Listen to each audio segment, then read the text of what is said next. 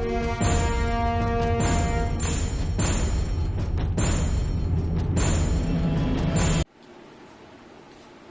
Students, good morning.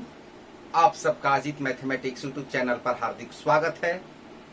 हम लोग chemistry का अध्ययन कर रहे हैं और केमिस्ट्री में पिछले क्लास में हम लोगों ने कुछ रासायनिक समीकरणों को संतुलित करने के बारे में सीखा है।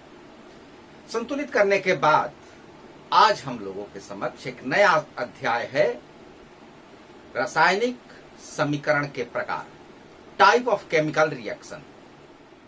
कितने तरह के रासायनिक समीकरण आपको पढ़ने हैं उसके बारे में आज आपको जानकारी दी जाएगी। लेकिन इससे पूर्व यदि आपने इस चैनल को सब्सक्राइब नहीं किया है तो सब्सक्राइब अवश्य कर ले, बेल आइकन का बटन दबाना न भूलें ताकि आने वाले क्लास का नोटिफिकेशन आपको सबसे पहले प्राप्त हो। तो रासायनिक समीकरण के प्रकार के अंतर्गत आपके सिलेबस के अंतर्गत जो पढ़ना है उसको मैं पहले आपको क्लियर कर देता हूं। पहला टाइप संयोजन।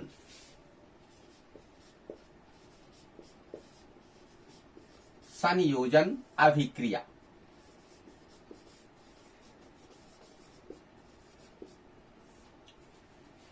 जिसको अंग्रेजी में एडिशन रिएक्शन के नाम से भी जानते हैं। Addition reaction. संयोजन अभिक्रिया क्या है? संयोजन का मतलब संयोग, जुड़ना, एडिशन, ऐड होना, जुड़ना। तो यहां पर जुड़ने से संबंधित है। दूसरा है वियोजन।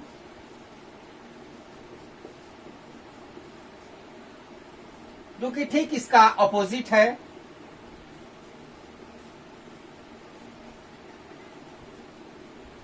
संयोजन अभिक्रिया का विपरीत है। संयोजन अभिक्रिया यहां पर भी देख लेते हैं।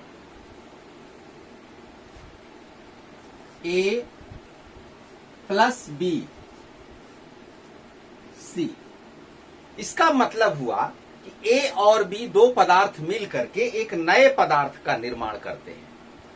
दो पदार्थ मिल करके नए पदार्थ का निर्माण करते हैं। तो इसका डेफिनेशन इस तरह से हो सकता है कि जब दो या दो से अधिक पदार्थ आपस में अभिक्रिया करके एक नए पदार्थ का निर्माण करते हैं तो उसे संयोजन अभिक्रिया के नाम से जानते हैं। इसमें कुछ एग्जाम्पल भी आपको दिए जाएंगे। पहले संयोजन को क्लियर कर लेते हैं, तब वियोजन के बारे में देखेंगे। जब दो या दो से अधिक पदार्थ संयोग करके एक नए पदार्थ का निर्माण करते हैं।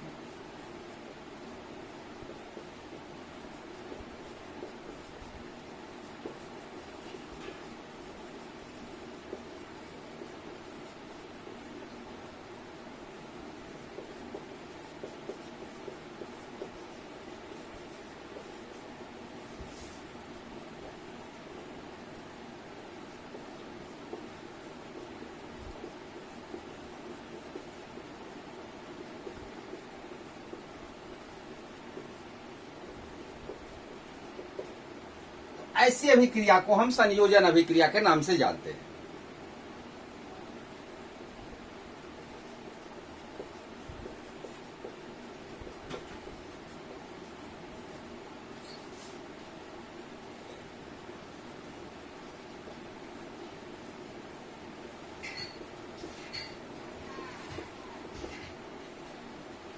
इस तरह का एग्जाम्पल होगा। पहला एग्जाम्पल आपका मोस्ट इंपॉर्टेंट, मैग्नीशियम के फीते को जब हवा में जलाया जाता है तो मैग्नीशियम ऑक्साइड बनता है। ये बैलेंस्ड, ये एग्जाम्पल हो गया है आपका संयोजन अभिक्रिया का। कार्बन जब ऑक्सीजन से मिलता है तो कार्बन डाइऑक्साइड बनता है, ये भी उदाहरण हुआ। हाइड्रोजन H2, ऑक्सीजन O2, ये दोनों मिल करके जल का निर्माण करते हैं, ये भी संयोजन का उदाहरण है। हाइड्रोजन, क्लोरीन, HCl का निर्माण करते हैं। नाइट्रोजन, हाइड्रोजन, अमोनिया का निर्माण करते हैं। तो ये सब संयोजन अभिक्रिया के उदाहरण हैं।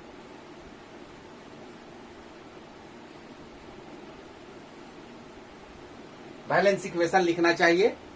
तो संयोजन अभिक्रिया को आसानी से समझने के लिए इस पैटर्न को याद रखिए कि दो पदार्थ दो से अधिक भी हो सकते हैं अभिकारक के रूप में, अभिकर्मक दो या दो से अधिक हो सकता है, लेकिन प्रोडक्ट जो होगा वो सिंगल होगा, प्रोडक्ट एकल होगा। जब दो या दो से अधिक पदार्थ आपस में संयोग करके एक नए पदार्थ का निर्माण करते हैं तो इस अभिक्रिया को संयोजन अभिक्रिया के नाम से जाना जाता है।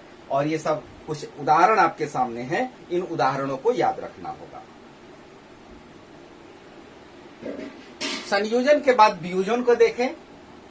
वियोजन अभिक्रिया डिकम्पोजिशन रिएक्शन, जब एक पदार्थ टूट करके दो या दो से अधिक नए पदार्थों का निर्माण करता है तो उसे वियोजन अभिक्रिया कहा जाता है।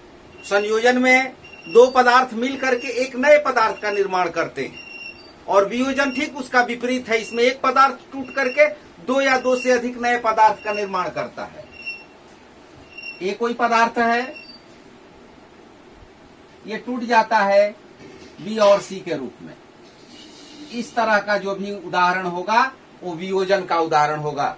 जैसे कि कैल्शियम कार्बोनेट CaCO3, इसको जब हीट किया जाता है, गर्म किया जाता है, तो ये कैल्शियम ऑक्साइड और कार्बन डाइऑक्साइड गैस के रूप में टूट जाता है। कैल्शियम कार्बोनेट को जब गर्म करते हैं तो ये कैल्शियम ऑक्साइड और कार्बन डाइऑक्साइड के रूप में टूट जाता है। कैल्शियम कार्बोनेट, इसको चूना पत्थर भी कहा जाता है, संगमरमर भी कहते हैं, खड़िया पत्थर के नाम से भी इसे जाना जाता है। कैल्शियम ऑक्साइड काली चूना है। Lead nitrate PbNO3 whole twice, PbNO3 whole twice, ये सॉलिड है, ठोस है। इसको जब गर्म करते हैं, हीट देते हैं, तो यह टूट जाता है लेड ऑक्साइड में PbO, यह भी सॉलिड है। गैस निकलती है NO2, नाइट्रोजन डाइऑक्साइड गैस निकलती है, और साथ में ऑक्सीजन गैस भी इसमें से उत्सर्जित होती है। अब इसको बैलेंस कर दिया जाता है।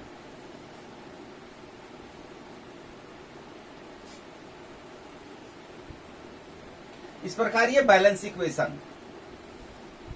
वियोजन अभिक्रिया जब भी होगी तो कोई ना कोई उसमें उत्प्रेरक होगा। अब यहां पर उत्प्रेरक गर्म करना है, अलग से इसको हीट करना पड़ता है, तब ये डिकम्पोज होता है। या तो यह अभिक्रिया सूर्य के प्रकाश में होगी, सनलाइट में भी अभिक्रिया होती है, गर्म करने पर होती है। तो वियोजन अभिक्रिया में एक पदार्थ टूट जाता है दो पदार्थों में। यहां देख रहे हैं, यहां पर एक पदार्थ टूट करके तीन पदार्थों में हो जाता है। जल, जल का उदाहरण यहां हम देख लेते हैं। H2O, और जब यहां पर इलेक्ट्रोलाइसिस किया जाता है, विद्युत विच्छेदन, जल में जब बिजली की धारा प्रवाहित कराई जाती है तो यह हाइड्रोजन और ऑक्सीजन में टूट जाता है। तो यह भी वियोजन अभिक्रिया का उदाहरण है। बहुत से उदाहरण आपको मिलेंगे। अभी मुख्य अभिक्रियाओं के बारे में जान लें। इन्हीं अभिक्रियाओं के अंतर्गत एक अन्य अभिक्रिया मिल जाएगी, वो अभी आप आगे देखेंगे। तो वियोजन को समझ लीजिए, एक पदार्थ टूट जाता है दो या दो से अधिक पदार्थों में, और तोड़ने के लिए या तो गर्म करना पड़ता है, या सूरज का प्रकाश चाहिए, या बिजली की धारा चाहिए, विद्युत धारा से भी टूटता है। तो कुछ न कुछ यहां पर उत्प्रेरक होना चाहिए उस अभिक्रिया को करने के लिए। इसके बाद की अभिक्रिया, तीसरी अभिक्रिया को देखें। यह है विस्थापन अभिक्रिया। इसे एकल विस्थापन भी कहते हैं, सिंगल डिस्प्लेसमेंट रिएक्शन। जब कोई तत्व दूसरे तत्व को उसके यौगिक के विलयन से विस्थापित करके स्वयं उसका स्थान ग्रहण कर लेता है, तब उसे विस्थापन अभिक्रिया कहते हैं। यहां पर ये तत्व A, यह है यौगिक जिसमें दो तत्व हैं, कंपाउंड, और इसका विलयन यानी एकवश, और यह तत्व इसमें से एक को विस्थापित करेगा।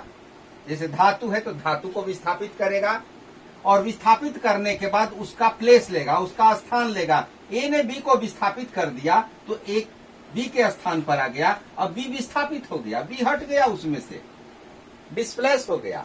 इस तरह का उदाहरण, यदि यहां पर ये धातु है, मेटल है, तो मेटल को ही विस्थापित करेगा मेटल। अब सी ने ए को डिस्प्लेस किया, हटा दिया यहां से, तो सी आ गया ए के स्थान पर और ए हट गया। तो इस तरह से भी रिएक्शन का उदाहरण हो सकता है। इन दोनों को आप ध्यान से याद रखेंगे, इस तरह के उदाहरण आपको देखने पड़ते हैं। इसे लोहे की कील को, उदाहरण आपने पढ़ा होगा कक्षा 9 में, लोहे की कील को जब कॉपर सल्फेट के विलयन में डाला जाता है तो लोहा कॉपर को विस्थापित कर देता है और स्वयं उसका स्थान ग्रहण कर लेता है। ये नीला होता है, इसका जलीय घोल भी नीला होता है, और फेरस सल्फेट, इसका जो जलीय घोल है वो हल्का हरा होता है। तो लोहा तांबा को विस्थापित कर देता है, आयरन कॉपर को डिस्प्लेस करता है और उसका स्थान ग्रहण करता है, ये कॉपर अलग हट जाता है। तो डिस्प्लेसमेंट रिएक्शन इसी तरह के होते हैं, जिसमें से कोई तत्व दूसरे तत्व को उसके यौगिक के विलयन से विस्थापित करके उसका स्थान ले लेता है।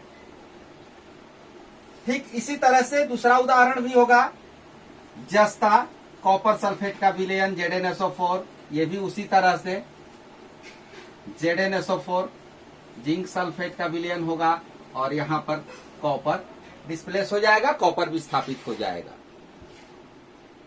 तो इस तरह के बहुत से उदाहरण हैं जो आपके पाठ्य पुस्तक में है, उन्हीं उदाहरणों को आपको याद रखना होगा। पीबी का मतलब प्लम्बम शीशा, CuCl2 क्यूप्रिक क्लोराइड के जलीय विलयन से कॉपर को विस्थापित कर देता है। कॉपर को ही विस्थापित क्यों लोग कर रहे हैं? ये तत्व तो कॉपर को ही क्यों हटा रहे हैं? क्योंकि कॉपर से वो ज्यादा एक्टिव है। अधिक क्रियाशील तत्व अपने से कम क्रियाशील तत्व को ही हटाता है। यहां पर हम देख रहे हैं कि लोहा कॉपर को हटा दिया, यहां पर जस्ता कॉपर को हटा दिया। इसका मतलब कि लोहा कॉपर से ज्यादा एक्टिव है, जिंक कॉपर से ज्यादा एक्टिव है। यहां पर एक उदाहरण देख रहे हैं, Pb प्लस CuCl2 शीशा, क्यूप्रिक क्लोराइड PbCl2, यहां पर भी कॉपर विस्थापित हो रहा है। इसका मतलब कि शीशा भी तांबा से अधिक सक्रिय है। अब तांबा किसको विस्थापित करेगा, इसको देख लेते हैं एक उदाहरण में। AgNO3 सिल्वर नाइट्रेट, इसका एक्वस का मतलब जलीय विलयन। आपको भौतिक अवस्था के बारे में बताया गया है पिछले क्लास में, उस क्लास को जरूर देख लेंगे। Copper nitrate CuNO3 whole twice. यहां पर तांबा सिल्वर को डिस्प्लेस कर रहा है, विस्थापित कर रहा है, यानी चांदी अलग हट जा रहा है। बैलेंस इक्वेशन लिखना है। इस तरह से विस्थापन अभिक्रिया में सिंगल एलिमेंट, एकल तत्व, कंपाउंड के विलयन से उस तत्व को विस्थापित करके उसका स्थान ले लेता है। इस तरह से ये एकल विस्थापन अभिक्रिया होती है। इसके बाद चौथी अभिक्रिया के बारे में भी आइए देख लेते हैं। चौथी अभिक्रिया है द्विविस्थापन, डबल डिस्प्लेसमेंट, या इसको उभय विस्थापन भी कहा जाता है। डबल, जब दो यौगिक अपने आयनों की या अपने मूलकों की अदला बदली करके, एक्सचेंज करके दो नए यौगिकों का निर्माण करते हैं, तब उसे डबल डिस्प्लेसमेंट रिएक्शन कहा जाता है। दो यौगिक हैं, AB और CD, दो यौगिक हैं, दो कंपाउंड है।